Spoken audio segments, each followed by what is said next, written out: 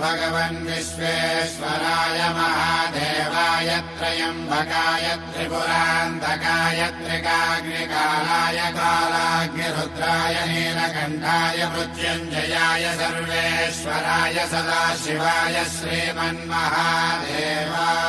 नमः। ॐ नमः शिवाय, ॐ नमः शिवाय।